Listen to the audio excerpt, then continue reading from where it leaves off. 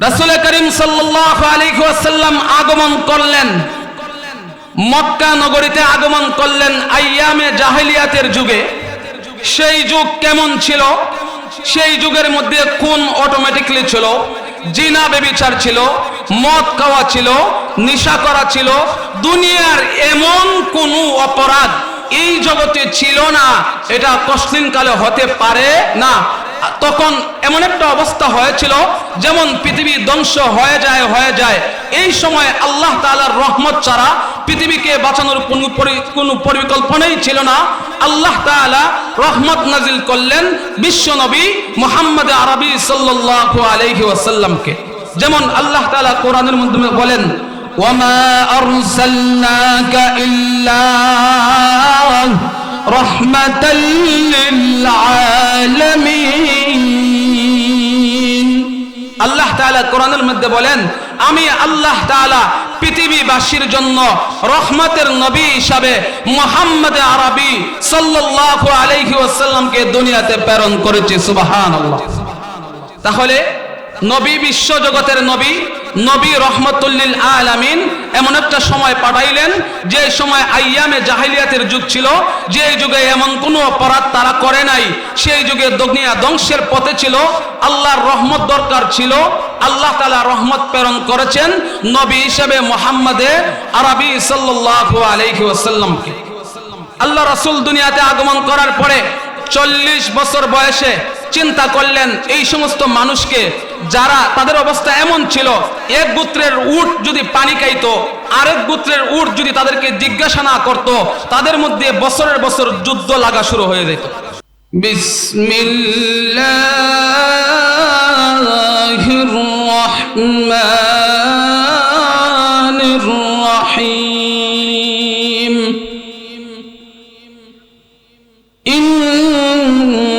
ইন্নাল্লাহা ওয়া মালাইকাতাহু ইসাল্লুনা আলান নবী ইয়া আইয়ুহাল্লাযীনা আমানু সাল্লু আলাইহি ওয়া সাল্লিমু তাসলিমা।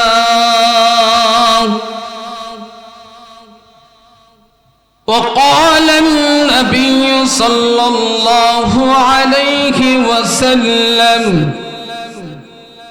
إنما بعثت رحمة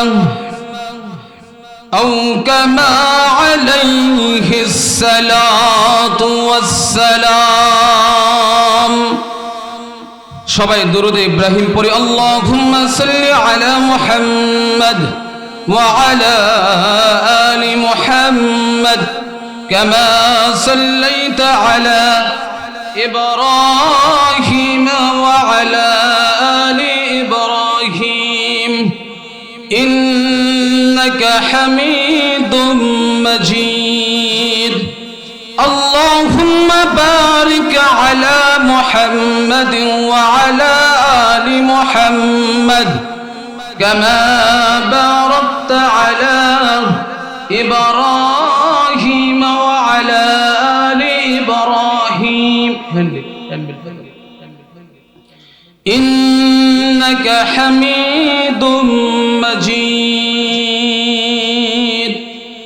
سبحانك لا علم لنا إلا ما علمتنا إنك أنت العليم الحكيم. বৈষম্য বিরোধী ছাত্র আন্দোলনে আহত ও শহীদদের জন্য দোয়া এবং সিরাতুন নবী সাল্লাল্লাহু আলাইহি ওয়াসাল্লামের মাহফিলের মুহতারাম সভাপতি সাহেব, প্রধান অতিথি, প্রধান মেহমান, বিশেষ অতিথিবৃন্দ, আমার সামনেও উপবিষ্ট উলামায়ে কেরাম, মুরব্বিয়ানে আযম, কলিজার টুকরা যুবক ভাইরা, সর্বপ্রথমেই মহান মালিকের দরবারে লক্ষ কোটি শুকরিয়া আদায় করি যে মহান মালিক আমাদেরকে দয়া করে মায়া করে কোরআনের মজলিস, দ্বীনের মজলিসের মধ্যে আসার এবং বসার তৌফিক দান করেছেন। এই জন্য মহান মালিকের দরবারে শুকরিয়া জ্ঞাপন করি। সবাই বলি আলহামদুলিল্লাহ। তার সাথে সাথে লক্ষ কোটি দরুদ সালাম প্রেরিত হোক আকায়ে নামদার তাজদারে মদিনা সৈয়দুল মুরসালিন খাতামান নবিয়্যিন শফিউল মুজনবিন নবিয়ুনা বিশ্ব নবী মুহাম্মদ আরবি সাল্লাল্লাহু আলাইহি ওয়াসাল্লামের উপর। সম্মানিত মুহতারাম হাজরিন কিরাম, আমরা আজকে যে জায়গায় উপস্থিত হয়েছি, যার আলোচনা শোনার জন্য উপস্থিত হয়েছি, উনি এমন একজন মানব, বিশ্ব মানবতার শ্রেষ্ঠ মানব, মানুষের মধ্যে সর্ব উৎকৃষ্ট মানব, মানুষের মধ্যে সর্বশ্রেষ্ঠ মানুষ, নবীদের মধ্যে সর্বশ্রেষ্ঠ নবী মুহাম্মদ আরবি সাল্লাল্লাহু আলাইহি ওয়াসাল্লামের জীবনী বৃত্তান্ত আলোচনা শোনার জন্য উপস্থিত হয়েছি।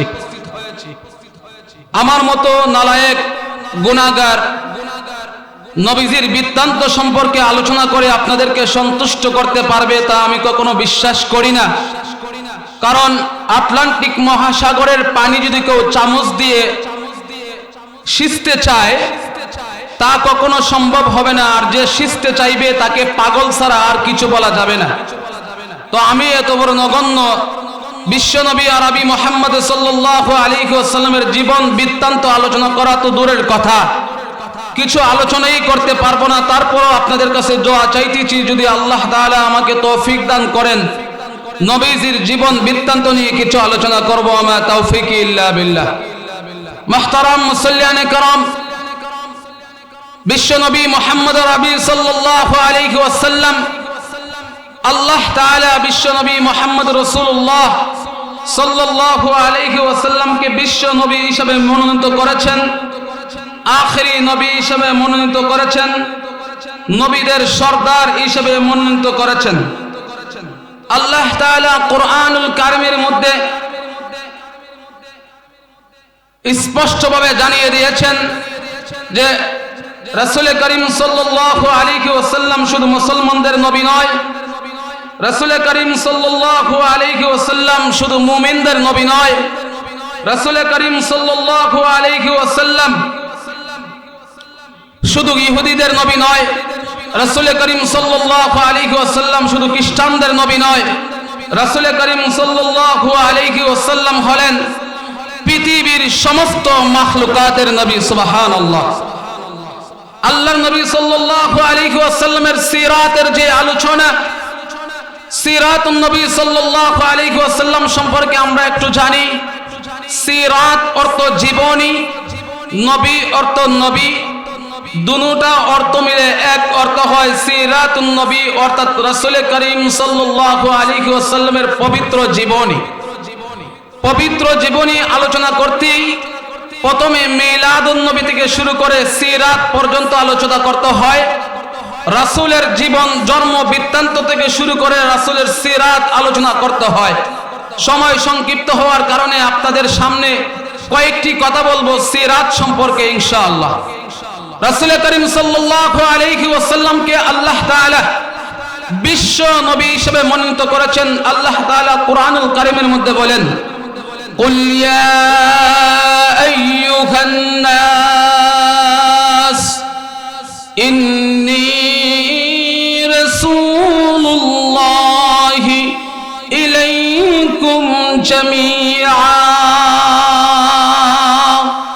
আল্লাহ তাআলা নবীকে বললেন, হে নবী, আপনি জানায়া দেন, বিশ্ব মানুষকে জানায়া দেন, আপনি নবী শুধু মুসলমানদের নবী নয়, আপনি নবী শুধু মুমিনদের নবী নয়, আপনি নবী শুধু ইহুদিদের নবী নয়, আপনি নবী শুধু হিন্দুদের নবী নয়, আপনি নবী শুধু খ্রিস্টানদের নবী নয়, আপনি নবী শুধু মুশরিকদের নবী নয়, আপনি হলেন বিশ্ব নবী মুহাম্মদ আরবি সাল্লাল্লাহু আলাইহি ওয়াসাল্লাম।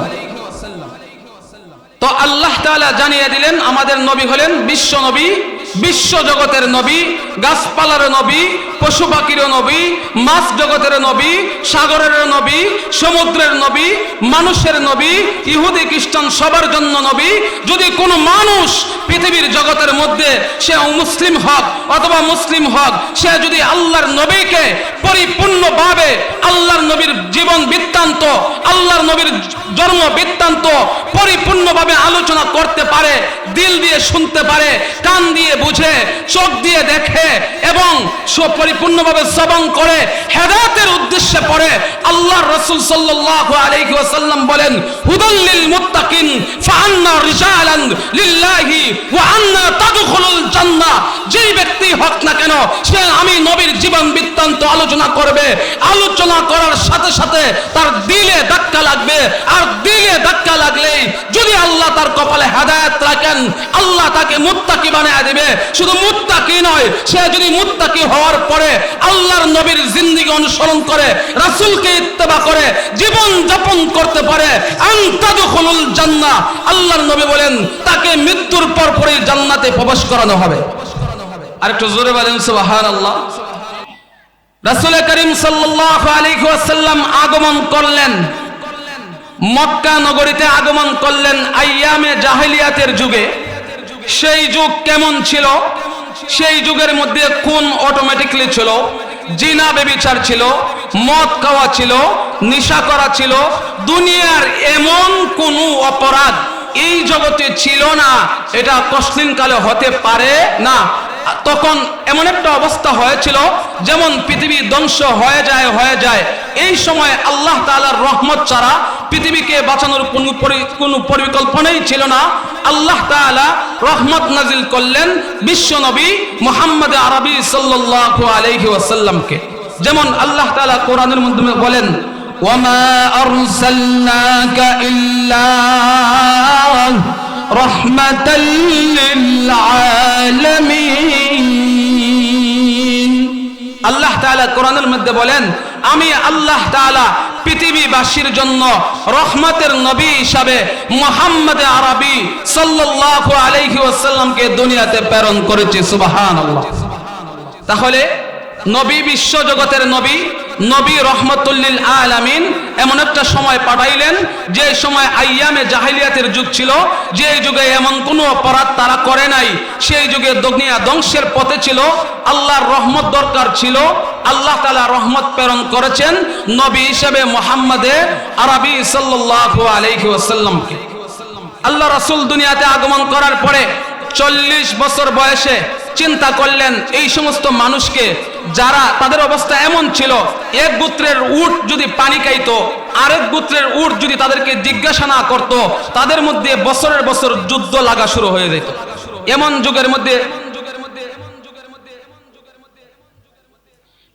যুগের মধ্যে আল্লাহর নবীকে আল্লাহ তাআলা দুনিয়াতে প্রেরণ করেছেন। আল্লাহর নবী দুনিয়াতে আগমন করেছেন।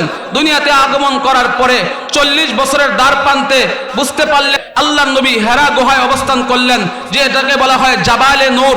ওই জাবালে নূরের মধ্যে অবস্থান করলেন। জাবালে নূরের মধ্যে অবস্থান করার পরে জিব্রাইলকে কোনোদিন দেখেন নাই। আল্লাহর পক্ষ থেকে জিব্রাইল এসেছে। জিব্রাইল বলল, হে নবী আপনি বলেন, আপনার রবের নামে পড়েন। বলে আমি রব পড়তে পারি না। 3 বার বলার পরে বুকে ধাক্কা লাগাইলেন। আল্লাহর নবীর জবান থেকে কোরআন তেলাওয়াত করা শুরু হয়েছে। আল্লাহর নবীর জবান থেকে কোরআন তেলাওয়াত শুরু হয়েছে। আল্লাহর নবীর জবান থেকে যখন কোরআন তেলাওয়াত শুরু হয়, আল্লাহর নবী ভীত হয়ে গেলেন। আবার খাদিজার ঘরে আসলেন। খাদিজার ঘরে আসার পরে ভীত হয়ে গেলেন। খাদিজা তার চাচাতো ভাই ওয়ারাকা বিন নওফলের কাছে নিয়ে গেলেন। নওফলের কাছে নিয়ে যাওয়ার পরে নওফল ডাক দেয়া বলে, হে খাদিজা, আমি তাওরাত কিতাবের মধ্যে পড়েছি যে এমন একজন নবী আসবে যিনি বিশ্ব নবী, যিনি রহমাতুল লিল আলামিন। আমি তাওরাত কিতাবের মধ্যে পেয়েছি, তার কাছে ফেরেশতা আসবে, কোরআন নিয়ে আসবে। সে কোরআনের বাণী এত সুন্দর করে পড়বে, মক্কার কাফের বেঈমানরা এই কোরআনের বাণী শুনে শুনে ইসলামের ছায়াতলের মধ্যে আসবে। আর আমার বড় কষ্ট লাগে, আমি ওয়ারাকা বিন নওফল যদি তখন থাকতাম, মক্কাবাসীরা তাকে বেশি কষ্ট দিবে, তখন তো আমি থাকবো না। আল্লাহর নবীকে আবু জাহেল, উতবা, শাইবা, আবু লাহাব তারা আল্লাহর নবীকে কষ্ট দিয়েছে। আল্লাহর নবী সেই কষ্ট অনুতাপে আল্লাহ তাআলার হুকুম আসলো, মক্কা থেকে মদিনায় হিজরত করো। মক্কা থেকে মদিনায় হিজরত করলেন। মক্কা থেকে মদিনায় হিজরত যাওয়ার পরে ইসলামের স্লোগান শুরু হয়ে গেল। ইসলামকে নিয়ে যারা কটূক্তি করেছিল, 13 বছর আল্লাহর নবী দ্বীনের দাওয়াত দিয়েছেন, কোরআনের দাওয়াত দিয়েছেন, মার সহ্য করেছেন, অত্যাচার সহ্য করেছেন, নির্যাতন সহ্য করেছেন। কিন্তু মক্কা থেকে মদিনায় যাওয়ার পরে যারা আল্লাহর নবীর দিকে চোখ টুকে তারা তাকিয়েছে, যারা আল্লাহর নবীকে নিয়ে কটূক্তি করেছে, যারা আল্লাহর নবীকে নিয়ে গালিমন্দ করেছে, তখন আল্লাহর নবী বরদাস্ত করতে পারেন নাই, উমর বরদাস্ত করতে পারে নাই, আবু বকর বরদাস্ত করতে পারে নাই। মদিনায় যাওয়ার পরেই